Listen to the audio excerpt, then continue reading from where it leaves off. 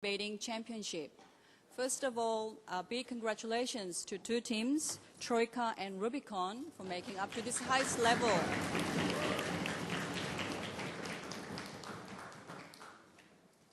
Now, the motion for the grand final is parents should be given proxy votes on behalf of their children.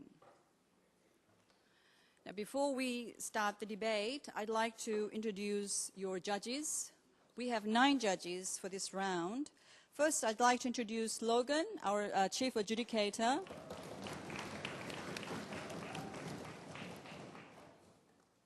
And then let me introduce remaining 8 judges. Namchol, Kim Namchol.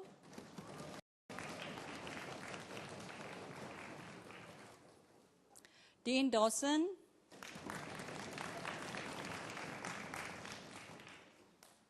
Susan Tate Thomas. Chris Derrick Varn. Christy Redley. Daniel Rhodes. Park Ji-hye.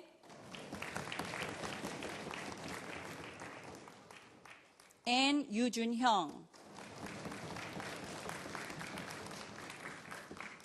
So now you have the best judges from this championship, and I hope you will enjoy the debate and wish both of the teams the best luck.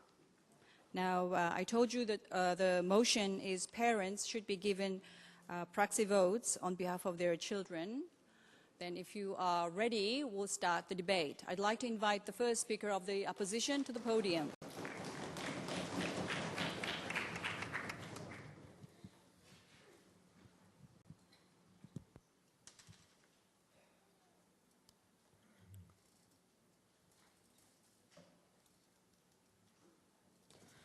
Ladies and gentlemen, in the current status quo, in Korea, every people, when they are born, they have 5 million won as a debt to start with. And this is not because they have actually done any kind of action, but it's just because of the social atmosphere, and society is giving this 5 million won of debt. And we say that from the start, when we are born, when we have debt and an obligation to repay this debt, we say that these children, even if they're children, have the right to be represented in the current status quo. And in addition, demographics has changed.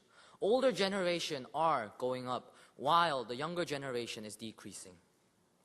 Now, burden of the younger generation to support these older generation in the future is increasing, and however, these younger generations' ability to speak up, chance to talk to the society, to be represented, is decreasing.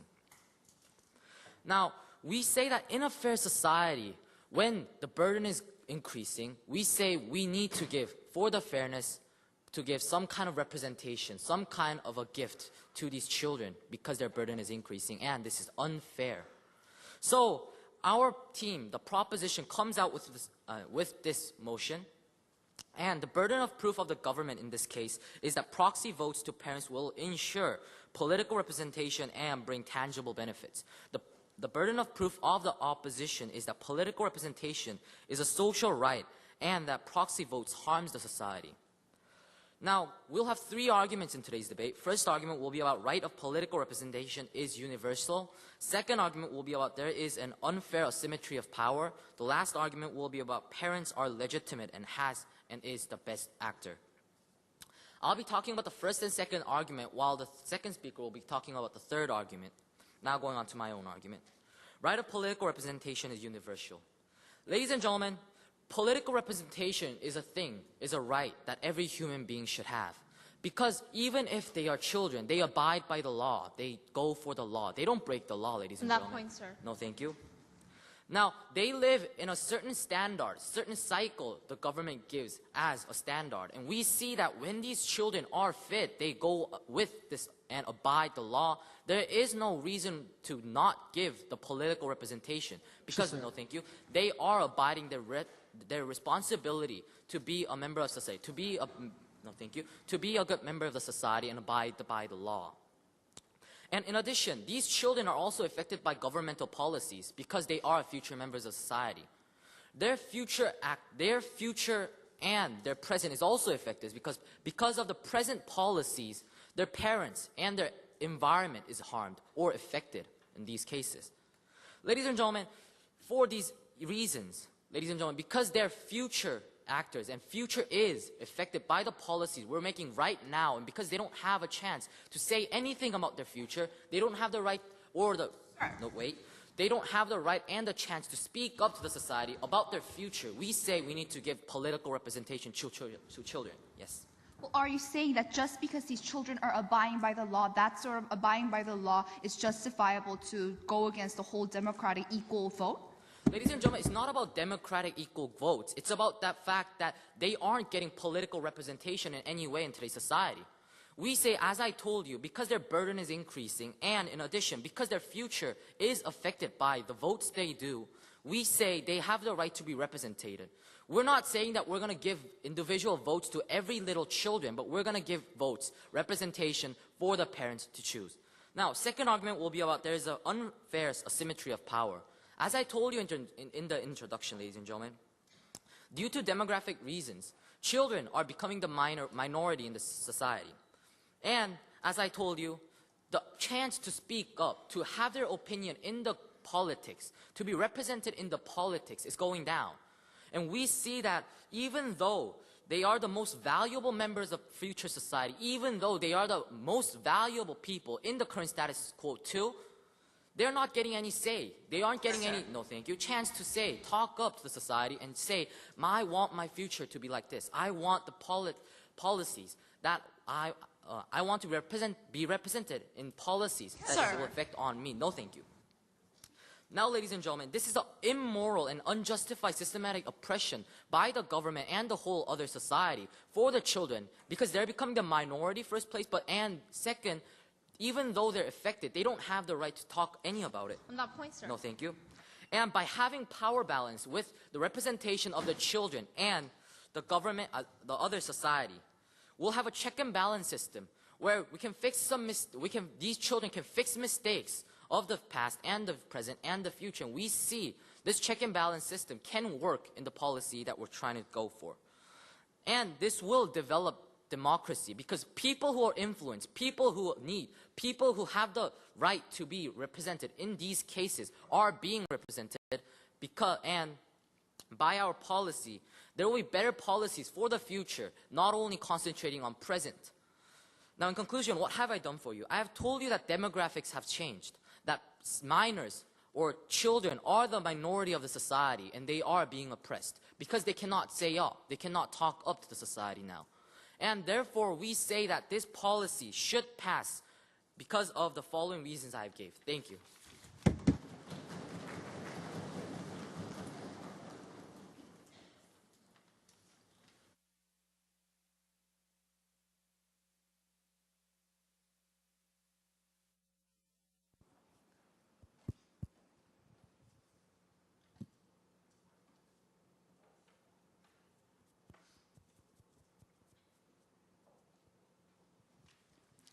I'd like to invite the first speaker of the opposition to the podium.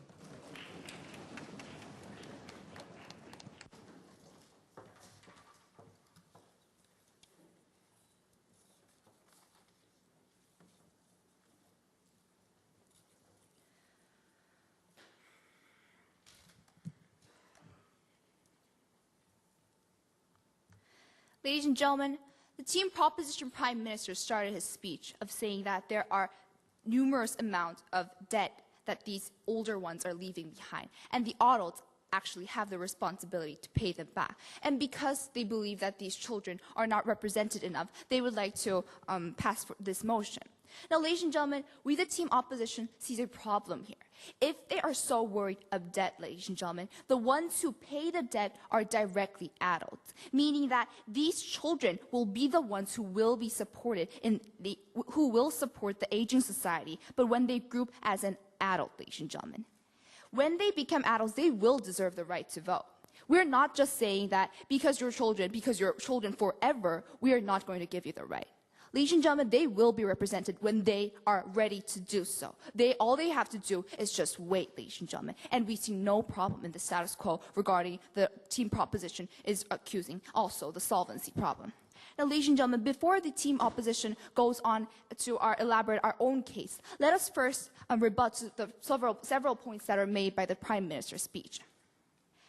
Now, ladies and gentlemen, acknowledging the fact that the team proposition is giving rights to parents, not to the children, ladies and gentlemen, we ask that this sort of double vote, how can this really be the solvency, ladies and gentlemen? We ask the mere assumption from the team proposition saying that these parents will always be responsible and reflecting the best for their children, ladies and gentlemen. We say that that is an assumption. That is an assumption that, first of all, these parents are always responsible. Second of all, these parents will always make the right informed choice. Ladies and gentlemen, we ask the question, if the parents make the wrong choice, whose burden is it? We say that it is the children's burden. Therefore, it is actually aggravating the burden when we therefore believe that team proposition is not justified in saying those kind of statements. Not only that, ladies and gentlemen, if they're trying to accuse that children are not cared and reflected enough in politics, we say that in the status quo, there are already plenty of representations regarding children. Because the policy itself, the government promoting birth rate to increase, ladies and gentlemen, those incentives, them itself is promoting for the children, for the future generation, ladies and gentlemen. Not only that, if these parents are so motivated and are so encouraged to vote for their children, ladies and gentlemen, we shouldn't be seeing this sort of low voting rate in the status quo regarding parents, ladies and gentlemen. Why is that problem existing in the status quo if these parents are so desperate to vote for their children, ladies and gentlemen? We see this as nonsense, contradiction of the status quo and their motion. Now, ladies and gentlemen, let us move on to our own constructive case. In order for the team proposition to make their case valid here, they would have to, first of all, prove why children should be recognized as the party who have earned the social rights, which is right to vote. Second, also prove that children's representation will be reflected so well after passing this motion, if not benefiting the whole society.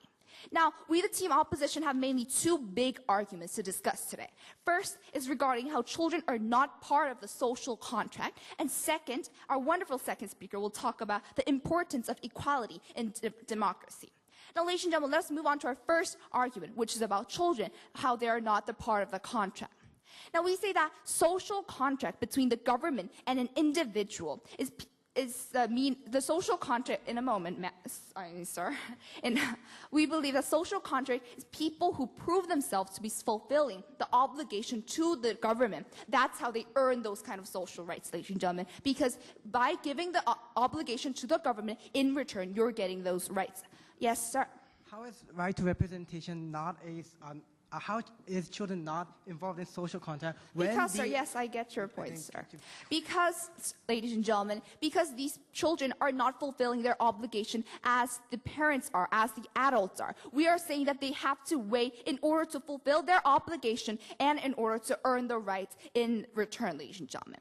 Now, let us move on back to our own arguments. Now, we would like to first clarify what social rights are. Why is it different from human rights that every human being deserves? We say that human rights are rights that are given because you are a human being, which is the basic rights that you are inherent with, your innate right, ladies and gentlemen. We say that's a good example of human rights is right to life, right to eat, and right to sustain your life, ladies and gentlemen. Those are the basic human rights. But why are they so distinctive from social rights? Why are social rights should be earned, ladies and gentlemen? We say that while on the human rights part, that affects the right exerciser only, such as if a person decides not to exercise his right to eat, ladies and gentlemen, his parents will not be affected by that. He himself, his life will be affected because he's not exercising those kind of rights. However, on the other hand, social rights, ladies and gentlemen, is rights that a person earns by proving that to the government, the capability and maturity to the government that they are able to exercise this sort of rights. Social rights do not only affect yourself, the individual, but also affect someone other than you, meaning that affects the whole society, such as the right to vote, ladies and gentlemen. When you vote and when you make an immoral or informal choice, ladies and gentlemen, who does it affect? Not only you, but the whole society. This is the exact reason why the children are not fulfilling their obligation to earn this sort of rights, ladies and gentlemen. For example, mentally challenged people or criminals, because they disprove themselves to be mature and capable enough to earn this sort of social rights, ladies and gentlemen, that is the exact reason why they are taken over with their right to vote. We say that children are not yet part of the social contract because they are in the process of learning and preparing to earn these rights by education, ladies and gentlemen. We're not saying that children are not respected forever. We're saying that when they grow out of that party of children, they will automatically earn that right and they will automatically represent themselves. Thank you very much.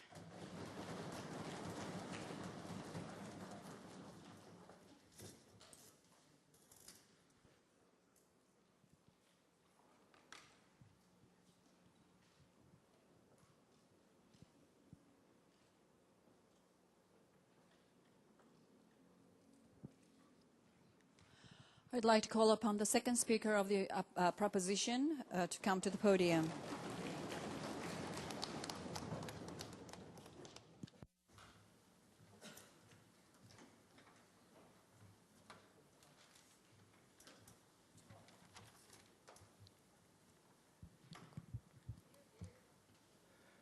Ladies and gentlemen, just before me, the speaker gave a wonderful speech about social contracts, but I think she's misinterpreting what social contract is. What is social contract? It's saying, I have the right to affect my society. I have a say in what rules and what policies that affect me has. I have the right to elect my government, my representatives, so that I can affect the society. That's only when I accept the results. That's only when I agree to follow the rules and contracts and policies that government does. Because if I don't have a right to say what affects me, because that's dictatorship. I didn't agree, I didn't have a say, I could not affect my society, but the government is saying you have to abide by that law. That's what social contract is. I have a right to affect the society. That's why I abide by the rules that society made. That's why I agreed to the results even though I disagreed. But let's look at kids. They abide by the law. They have to follow all the rules that society agreed on. They have no, thank you. If they go against a principle that society agreed on, such as crimes, even though they have to follow the rules and they have to go to juvenile halls. They have to follow what society made of. But they do not have a right to say on what affects them. We say that's not social contract, that's dictatorship. If kids are affected, if kids have to abide by the rules that society created, they should have the right to say what that affects them. On that point, sir. No, thank you. And secondly, about human rights and social rights. And they said right to vote is a social right, not human rights. You kids have human rights. We're not going to kill you, but you don't have social rights. But let's look at one thing. In status quo, is it my human obligation to pay the debt of what my ancestors had? Is it my human obligation? Do I have to live in a society with polluted air? Is it my human obligation? I cannot run away from the debt that my ancestors, that my parents, that I did not have a social say on it. That they're saying that's my obligation. I cannot run from it. But now they're saying you didn't earn a social right. You don't have a say. We say that's contradictory. Yes? We say that is a social obligation. So when you actually start to fulfill the social obligation, we will give the social right to you. But when you see a huge bomb in front of you and you know that you cannot run away from it, should you have a right to say, I don't want that bomb? Or shouldn't you have a say on affecting what kind of bomb there is? If you have an obligation, if you cannot run away from it, and if the obligation is increasing and increasing and increasing, shouldn't you have a say on what kind of obligation you have? And I'll go on to my argument about parents, that parents are legitimate and best actors. And she, in her first beginning of her speech, she said it's double vote. That parents, are they really responsible? And I hope this argument fulfills it. Now, what is right to represent yourself? What is having a say in society? What does it really mean? And is it always directly voting? No, it's not. Let's look at an example. Mentally ill patients, disabled patients, is dragging them to a voting place and shoving them inside a voting booth and saying, here's your direct voting, here's your social right, vote. When they cannot move their arms, when they cannot think for themselves, is that really representation? Is that the true meaning of a representation? No, it's not.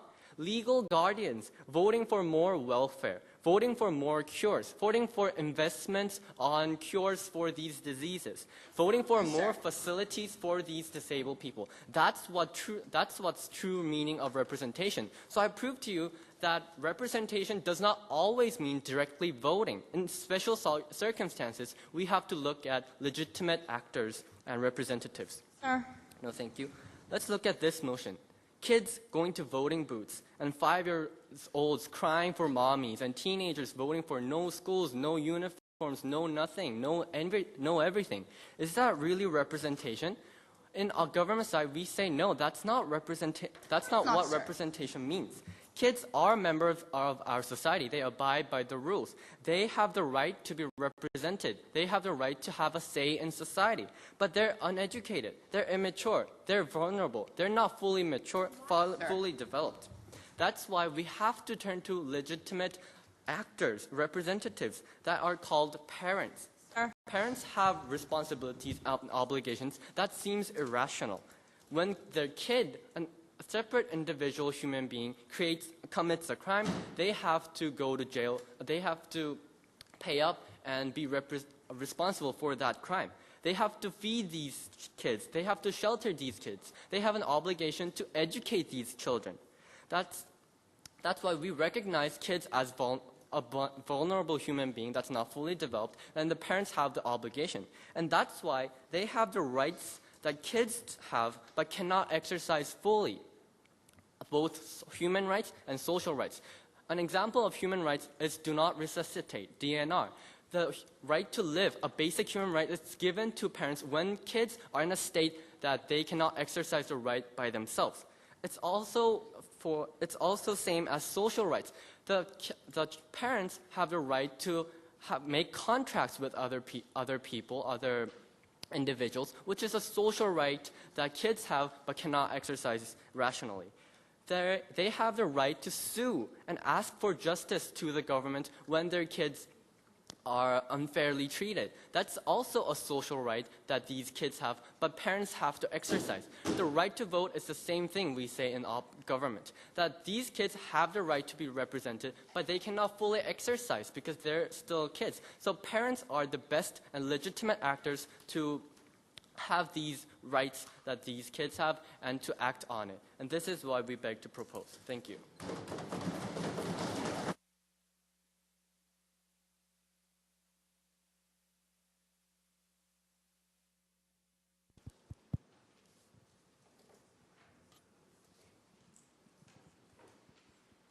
I'd like to call upon the second speaker of the opposition to the podium.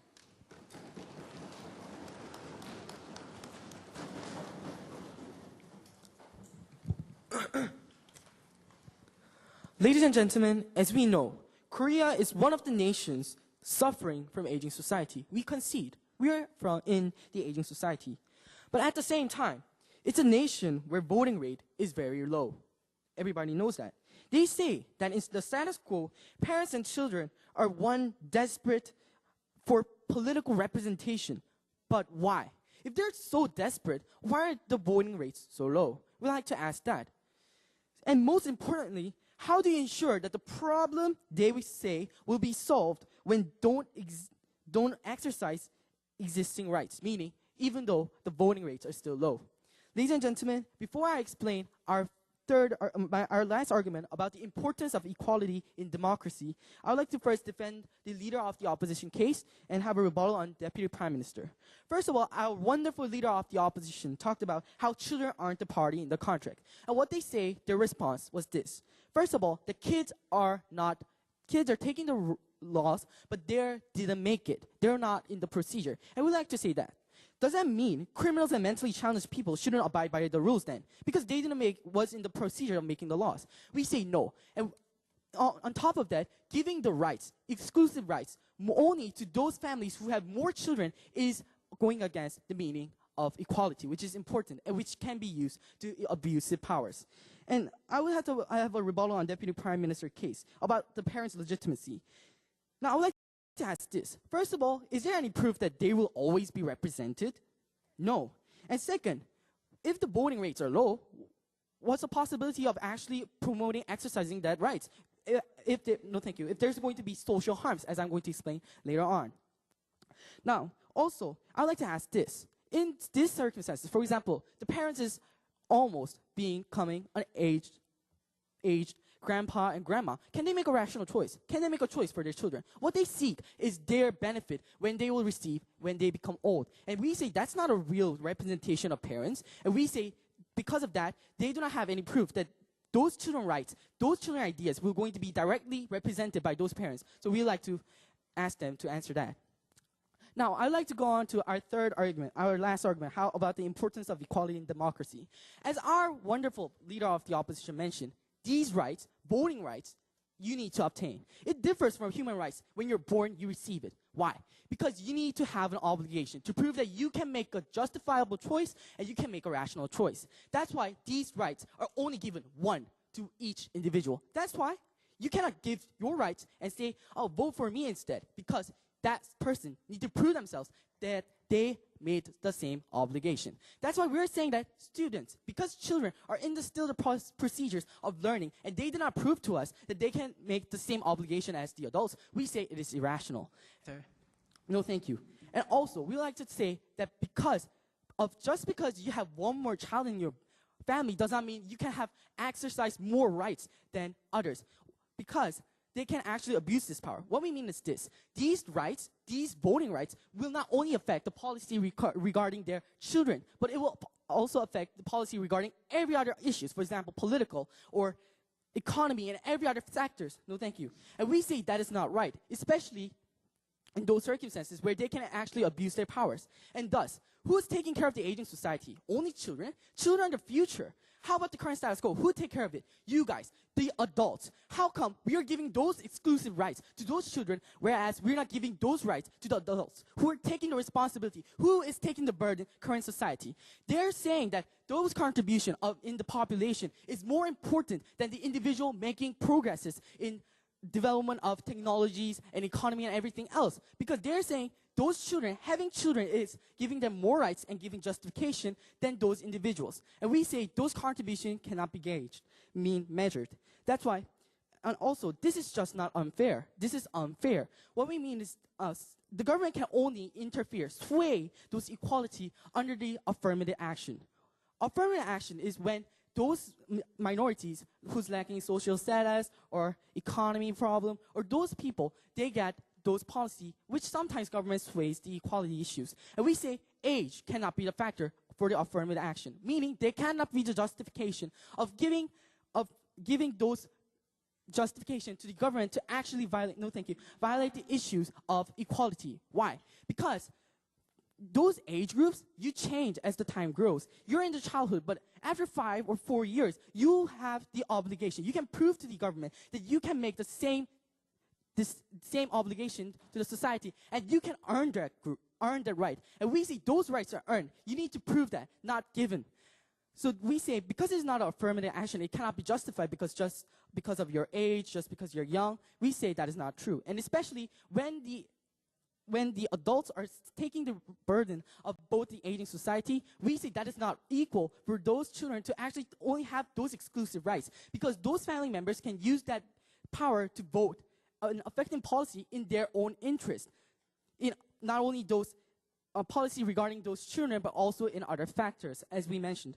So because the children are not the party in the contract, as you mentioned, because they differ and they didn't show that they have the same obligation, which is the right to earn, so they're not the party in the contract. And second, how the importance of equality is the importance of equality in democracy. We're proudly to oppose today's motion. Thank you.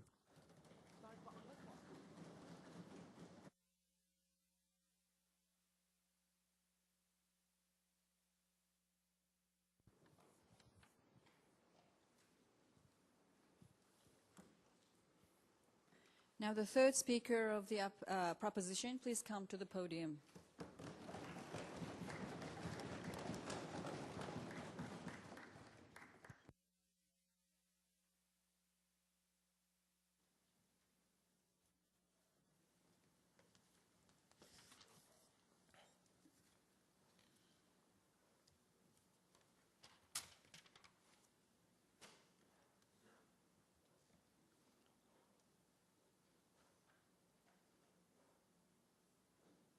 The older generation has given me a bomb. I would need to face it in the future unless I die. But ladies and gentlemen, the government is saying to me, wait. Wait until you are right in front of the bomb and when you are going to die. Ladies and gentlemen, how is this a moral government? How is this a responsible government when the government is trying to put the children, who are the most vulnerable people, right in front of the risk and they cannot even give a say about it? Is this democracy? Is this a moral society, ladies and gentlemen? We say no to this question. On today's debate, the government side should have proven that proxy votes to parents will ensure political representation and bring tangible benefits to our society. The burden of proof of the opposition side was that political representation is a social right and that proxy votes harms the society. On this motion, ladies and gentlemen, we are so proud to propose it. And to prove that we have proved our burden, I would like to provide you with 3 clashes. First, is right to political representation a universal right or a social right? Second of all, is a proxy vote going to harm democracy or give benefits to democracy? So, ladies and gentlemen, are parents the best and a legitimate actor to represent children? Now let me go on to my first clash. Ladies and gentlemen, the opposition side has given a logic of social contract that I am now contributing to the society and that I do not have responsibility to the society. Ladies and gentlemen, the concept of social contract is a reciprocal issue. The government in the status quo has given me burdens to me. They have told me to abide by the law. They have given me burdens of paying the debt in the future. They are asking for me to take care of the older generation. I have got so much burdens by the government. But now, ladies and gentlemen, the government is saying you don't have the right to determine your fate. You don't have the right to determine your future. Why? Because you're young, because you're irrational. Ladies and gentlemen, is this a moral government? Is this a justifiable government when I am given so much obligation, but I am not given even a right to say, even a single right to say and speak up for my benefits, for my right? Is this okay?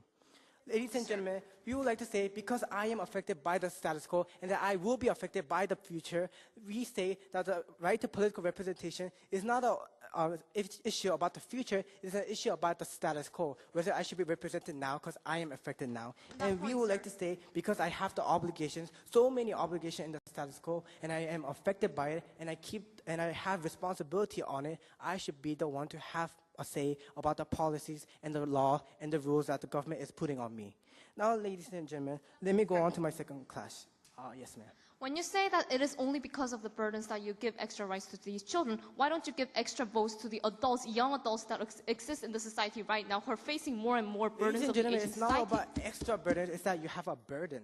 I have a burden, and I have more burdens, ladies and gentlemen. And how is it fair that even though I have more burden than the adults, that I am not getting even the least kind of vote that the adults have? How is that a fair society? Now, this is the point that we would like to argue, that we want a fair society where I can have my vote, where I can have a speak to the policy and the rules. Now, let me go on to my second clash. Will proxy votes harm democracy? The concept of democracy, ladies and gentlemen, is not about equality, it's about feasibility.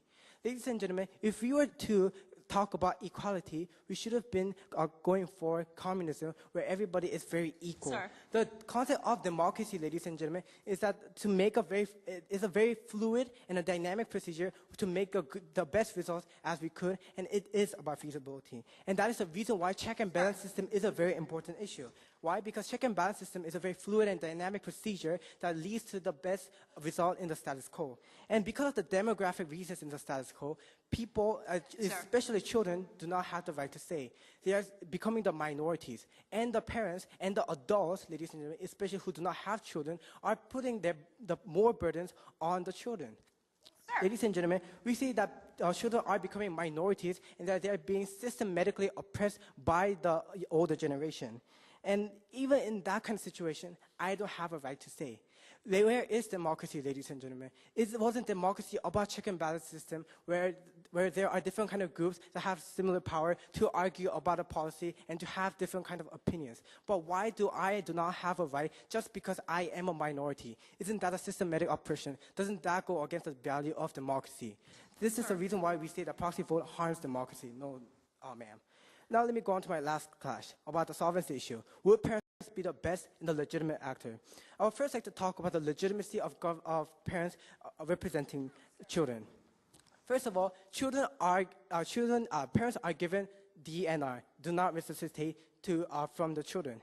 This is actually one of the most important things because I am giving up right to live to my parents.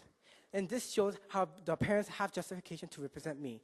And also in the public sector, ladies and gentlemen, there's contract and legal representation that the parents do for me. Even though it is a sector that I should be representing, the parents do it for me because, ladies and gentlemen, they are the best actors. They are the most rational actors, ladies and gentlemen.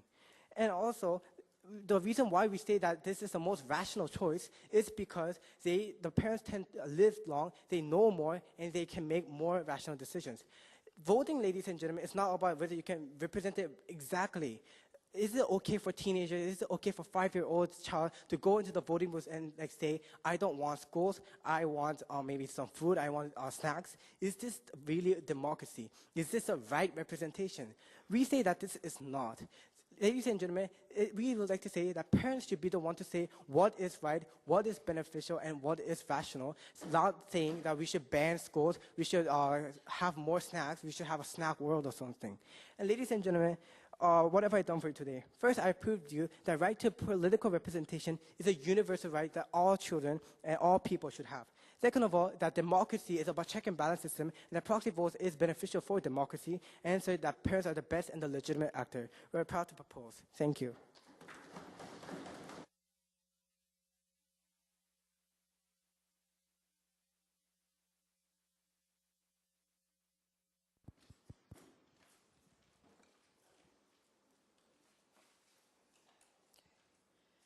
Now the third speaker of the opposition, please come to the podium.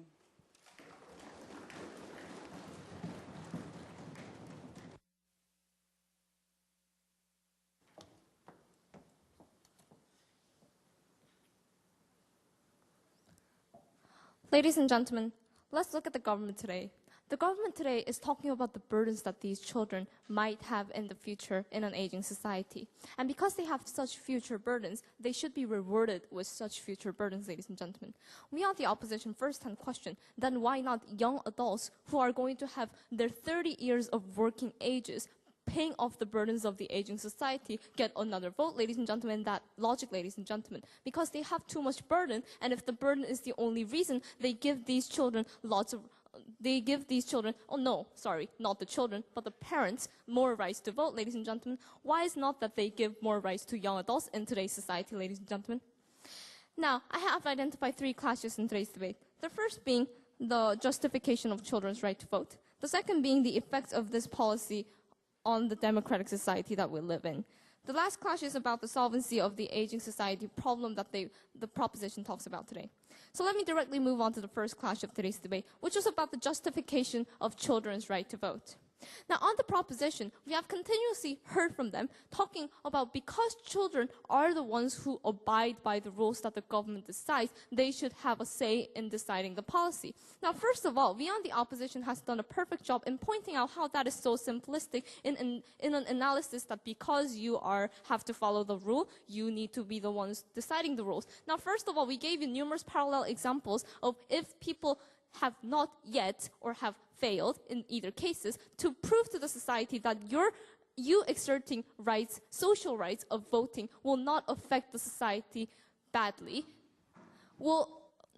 If in those cases you're not given with such political representation. That means just because you have to abide by the rules, you are not given with social rights. Because a social right, as our leader of opposition has mentioned, is a right that is earned, ladies and gentlemen. Is a right that is not inherent, ladies and gentlemen. And if you have failed, or if you have not yet proven that you are capable of exerting that right, which will affect others in the society, not only you, you should not be the one getting those rights, ladies and gentlemen. And furthermore, we talked about this give and take logic that we have in our democratic society. We have a government supporting the citizens, and the citizens actually pay some amount of obligation to these governments, ladies and gentlemen. And the obligation they talk about today is the increasing obligation of these children in the future about the aging society, ladies and gentlemen. That is why we on the opposition claim that once these children start to pay off the obligation, actually we will reward them with a social right, because that is only fair. When they are doing something to the government, we will give them something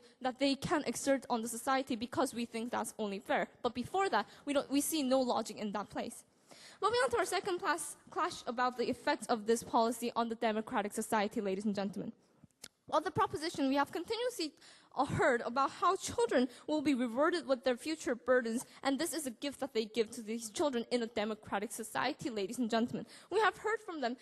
Let me directly quote their third speaker. He said, equality is not a value that should be viewed as important as feasibility in a democratic society, ladies and gentlemen. While we on the opposition have clearly emphasized the importance of equality, ladies and gentlemen, in a democratic society. Now, we're not talking about the communist term of equality in such societies, ladies and gentlemen. We're talking about equality in terms of exerting your social right, ladies and gentlemen. On equality that you need, because you need to be equal in front of the law, you need to be equal in front of the government. Just because you have more children, that doesn't mean you're going to have more rights compared to others, especially when the opposition has pointed out that there's no proof that the only factor affecting these parents' rights, parents voting, would be the children's welfare. That's not the only factor, ladies and gentlemen. Well, maybe that will be a factor, but furthermore, they have their own pension policies, which is in front of their eyes, or maybe they will talk about, they will consider their own economic benefits that they need to serve, or they need to have in the current situations, ladies and gentlemen, without the proposition proving to us that children's welfare will be the only factor affecting these parents' extra proxy votes. They cannot argue about how they are actually rewarding the children themselves when they're giving the proxy votes to these parents, ladies and gentlemen. When we have full possibility that these parents will vote on their minds, will vote in order to represent themselves, not their children, their benefits in the future or in the present, not for their children's benefits, we can't pass this motion, ladies and gentlemen. Yes, sir. How is it fair that parents should only represent children's welfare when the children is affected in a diverse aspect of the policy, the status quo? Sir, yes, children should deserve some amount of political representation in the status quo, and that is why the opposition is arguing that there is enough amount of political representation of these children in the status quo, looking at the educational policies, educational tax allocations, and all these policies regarding children that the government is making. And let me remind you, ladies and gentlemen, not all these policies are decided by citizen votes, ladies and gentlemen.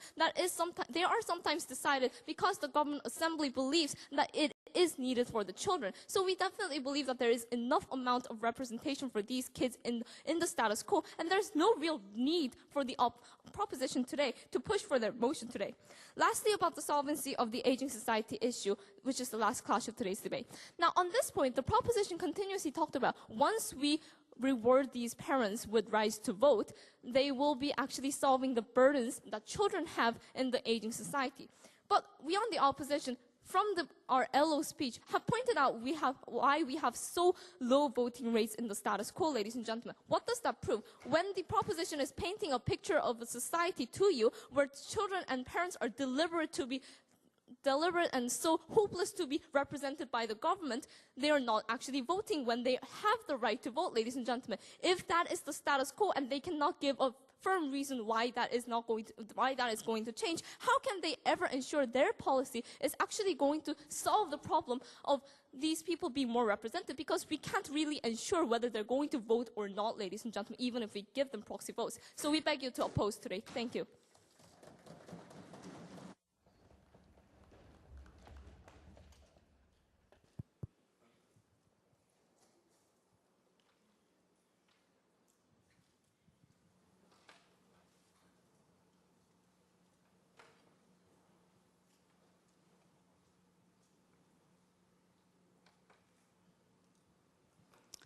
We'll hear the final reply from the opposition.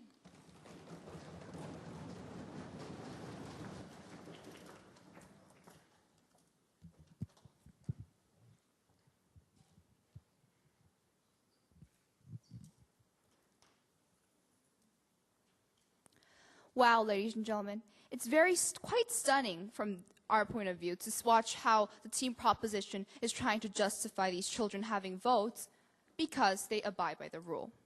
It's quite stunning from the team opposition's point of view, and I'm sure, Mr. and Madam Speaker, you acknowledge that that sort of justification is not a justification, in fact, because they are not proving us that these children are abiding by the other obligations that they need to in order to earn and prove themselves to have the social rights, ladies and gentlemen. Abiding by the rules is not it's not your obligation that you need to fulfill in order to prove yourself, ladies and gentlemen. That's what all citizens just do as a citizen in order to make the social orderly, ladies and gentlemen. That is not the obligation, obviously, obligation that you need to fulfill in order to prove yourself that you are mature and capable enough to exercise this right of vote, ladies and gentlemen. Now, ladies and gentlemen, let us answer the three main values that both teams had to fulfill. First, necessity. Second, harms. And lastly, the rights. Now, first, necessity.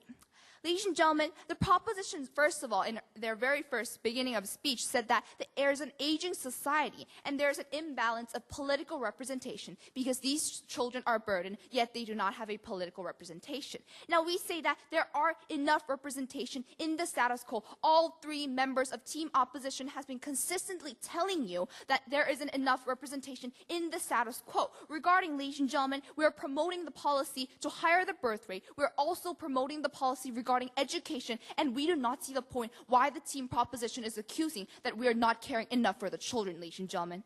Not only that, besides, if these parents are so desperate to represent their children, ladies and gentlemen, why in the status quo is the voting rate among parents are so low, ladies and gentlemen? If they can prove that, ladies and gentlemen, they can make their case valid. However, they did not. In the very first beginning of our speech, we tackled them with this sort of rebuttal. They did not answer. Now, our second value, which is harms, we fight for equality within democracy, ladies and gentlemen. We first of all believe that contribution cannot be measured. Having one more child versus your contributing your intellect as a doctor or a lawyer cannot be compared because they are two different matters, ladies and gentlemen. Not only that, the means of democracy is equal representation. Now, the team proposition said that it's equal to give children the right, and we asked why proxy votes then. They said that the children are sometimes immature, which is the exact reason why we don't give them the right to vote, because they disprove themselves to be mature enough, ladies and gentlemen. They have to wait and get educated in order to be ready as an adult who can exercise their right, ladies and gentlemen, which is directly leading to our third value, which is regarding rights, ladies and gentlemen. We say that children should be proving themselves in order to earn this sort of rights. We say that social rights, because these rights to vote is affecting not only the child that is exercising that right or the parents of the child, but is also affecting the overall society, every citizen member, ladies and gentlemen. We say that the children are not legitimate to have this sort of proxy votes, ladies and gentlemen. We say that no, we don't really know what the proposition reply will say in order to deceive you, ladies and gentlemen. However, we say that children are not ready yet. Thank you very much.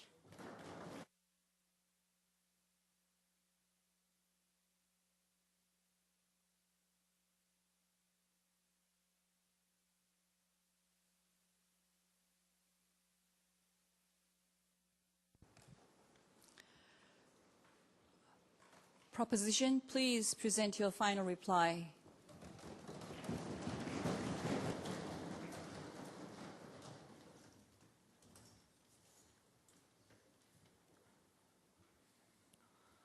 Well, firstly, with their consistent question about voting rates and their consistent argument about how these children, because just they abide by the law, they're somehow getting rights. They will keep questioning about this issue, but we will want to answer this simply and as we did until right now, ladies and gentlemen. They have been totally ignoring about the fact that we said the burden is getting bigger and bigger. And they have just simply ignored this fact because they know they can't rebut this. They know that this is true. Their burden is getting bigger and bigger, and this is the reason why we were mainly saying that children should get the right to vote. And in addition, ladies and gentlemen, about the voting rate, they asked us about how justified it will be if parents still don't vote. But we say that in which stance, in which speaker did they say that parents' vote is low?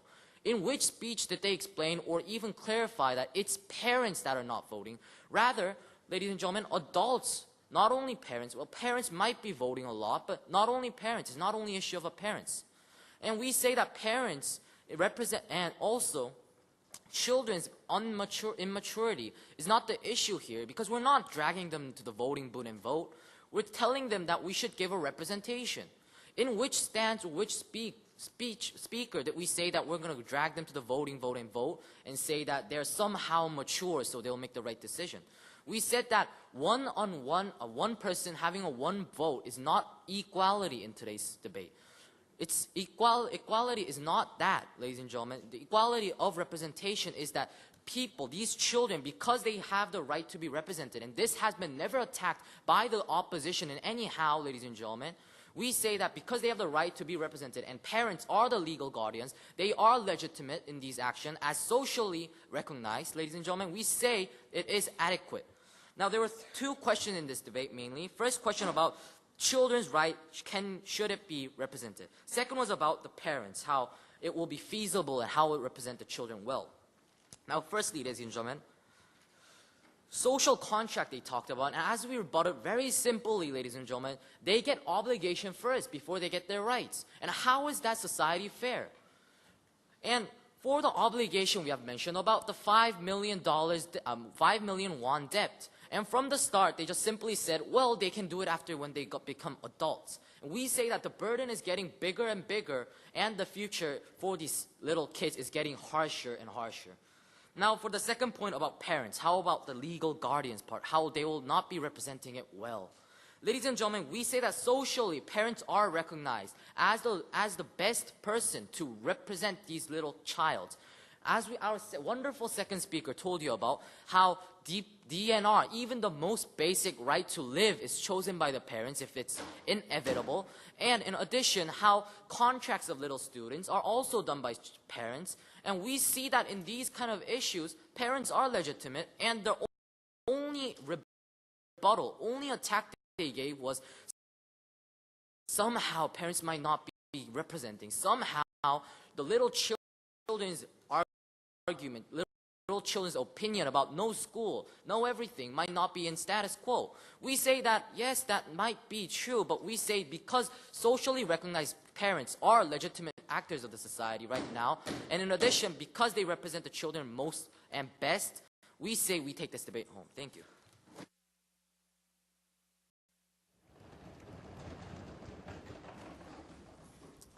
Thank you, Troika and Rubicon, for your great